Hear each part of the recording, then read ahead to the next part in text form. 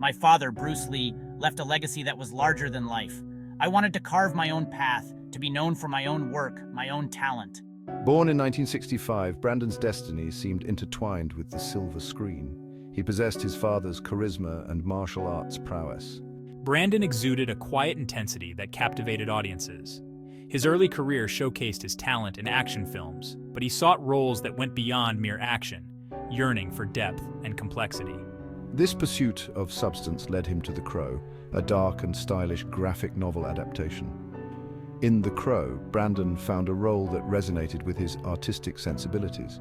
I poured my heart and soul into portraying Eric Draven, a rock musician resurrected to avenge his and his fiance's murders. Little did I know this role would tragically mirror my own fate.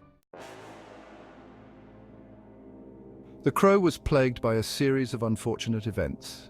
These incidents foreshadowed the tragedy that would soon unfold. Accidents on set created an uneasy atmosphere. We spoke of a sense of foreboding, like something wasn't quite right. On March 31st, 1993, the cast and crew gathered for a pivotal scene. It involved Brandon's character, Eric Draven, being shot. The scene was set in a dimly lit apartment, heightening the tension. Brandon entered the set, fully immersed in his character. He carried himself with the weary determination of Eric Draven, seeking revenge. We prepared for the shot, unaware of the horrifying reality that awaited us. The scene called for Brandon to be shot with a .44 Magnum revolver. The gun was supposed to be loaded with blanks. Blanks are cartridges without a bullet, but they still produce a flash and a bang. The assistant director gave the gun to the actor who was going to shoot Brandon. He fired the gun, believing it to be loaded with blanks. A loud bang echoed through the set. Brandon fell to the ground as if it were part of the scene. Confusion quickly turned to horror as crew members realized Brandon was seriously injured. He had been shot in the abdomen. The blank round had dislodged a piece of debris in the barrel. This debris acted like a projectile, striking Brandon with lethal force. And so the world lost a rising star whose light was extinguished far too soon. Panic swept through the set as people rushed to help Brandon. He was immediately transported to New Hanover Regional Medical Center in Wilmington, North Carolina. Doctors worked tirelessly for 6 hours to save him. The news of Brandon's accident sent shockwaves through Hollywood. The film industry was in disbelief. Fans around the world mourned the loss of a rising star. Brandon Lee, on the verge of superstardom, was gone at the age of 28. The cast and crew of The Crow were devastated.